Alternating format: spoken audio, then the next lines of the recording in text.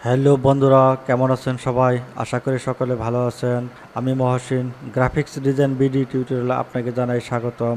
আজকে আমি আপনাদেরকে দেখাবো কীভাবে অ্যাডোব ইলাস্ট্রেটরের সাহায্যে শিল্ড ডিজাইন করা যায়। তো বন্ধুরা, আপনি যদি আমার চ্যানেলে নতুন হয়ে থাকেন তাহলে চ্যানেল সাবস্ক্রাইব করে রাখবেন এবং পাশে থাকা বেল আইকনে ক্লিক করে রাখবেন যাতে আপনি আমার নতুন নতুন টিউটোরিয়াল পেয়ে যান সবার আগে। তো বন্ধুরা, যাওয়া যাক মূল টিউটোরিয়ালে। প্রথমে আমি একটি বৃত্ত ড্র করব।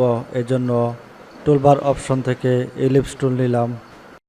মাউস টেনে শিফট বাটন হোল্ড রেখে সমান করে একটি বৃত্ত ড্র করলাম। কালার অপশন থেকে এর ফিল কালার নান করলাম এবং স্ট্রোক কালার ব্ল্যাক দিলাম। এখন বৃত্তটি কপি করার জন্য ডান পাশে মুভ করে shift plus alt button hold রেখে বৃত্তটি কপি করলাম। কিবোর্ড থেকে control plus D button press করে আরেকটি বৃত্ত কপি করলাম। সিলেকশন টুলের সাহায্যে সমস্ত অবজেক্ট সিলেক্ট করে কিবোর্ড থেকে shift plus alt button hold রেখে মাউসের সাহায্যে অবজেক্ট নিচে মুভ করে এখানে বসিয়ে দিয়ে মাউস ছেড়ে দিলাম।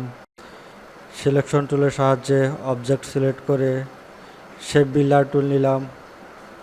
এখন শেপটির অবজেক্ট ইউনিট করব। এজন্য কালার অপশন থেকে স্ট্রোক কালার নান করলাম এবং ফিল কালার দিয়ে দিলাম। এখানে ড্রাগ করে অবজেক্ট ইউনিট করলাম।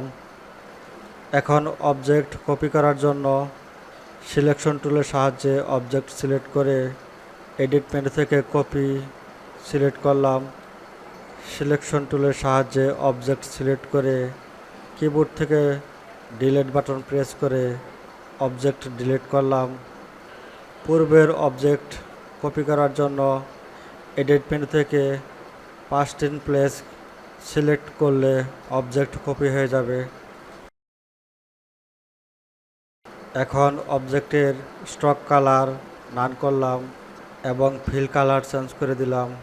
এখন কাজ হচ্ছে শেপটি থেকে একটু ছোট সাইজের শেপ কপি করব। এজন্য অবজেক্ট মেনু থেকে পাথ, এরপর অফসেট পাথ সিলেক্ট করলাম। এখানে অফসেট -10 pm রেখে প্রিভিউ চেক করে ওকে ক্লিক করলাম। কালার অপশন থেকে এর ফিল কালার হোয়াইট দিলাম। আবার আরেকটি শেপ কপি করব। এর জন্য পূর্বের ন্যায় অবজেক্ট মেনু থেকে পাথ, এরপর অফসেট পাথ সিলেক্ট করলাম। পূর্বের মতো সেটিং করে আরেকটি শেপ কপি করলাম।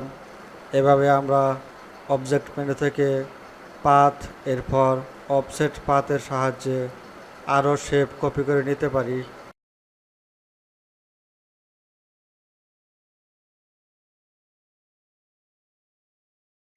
এখন শেপটির কালার দিলাম। শেপটি ডিভাইড করব। এজন্য লাইন সেগমেন্ট টুল নিলাম। এই ইন্টারপয়েন্ট থেকে মাউস ড্রাগ করে কিবোর্ড থেকে shift plus alt button hold রেখে সমান করে একটি লাইন ড্র করলাম। কিবোর্ড থেকে শিফট বাটন হোল্ড রেখে লাইন এবং শেপটি সিলেক্ট করলাম। এরপর শেপটি ডিভাইড করার জন্য উইন্ডো মেনু থেকে পাথফাইন্ডার খুঁজে পাথফাইন্ডার সিলেক্ট করলাম। পাথফাইন্ডার অপশনে ডিভাইডে ক্লিক করলাম। অবজেক্টের উপর মাউসের রাইট বাটন সিঙ্গেল ক্লিক করে আনগ্রুপে ক্লিক করলে অবজেক্ট আনগ্রুপ হবে। এখন এই শেপটি সিলেক্ট করে কালার অপশন থেকে এর ফিল কালার চেঞ্জ করে দিলাম। সমস্ত অবজেক্ট সিলেক্ট করে অবজেক্টের উপর মাউসের রাইট বাটন সিঙ্গেল ক্লিক করে অবজেক্ট গ্রুপ করে নিব। তো বন্ধুরা, আমার টিউটোরিয়াল যদি ভালো লাগে তাহলে ভিডিও লাইক করবেন। টিউটোরিয়াল বুঝতে যদি কোনো সমস্যা হয় কমেন্ট বক্সে কমেন্ট করে জানাবেন। ভিডিও বন্ধুদের সাথে শেয়ার করবেন। আমার পরবর্তী টিউটোরিয়াল দেখার আমন্ত্রণ রইল। ধন্যবাদ সবাইকে।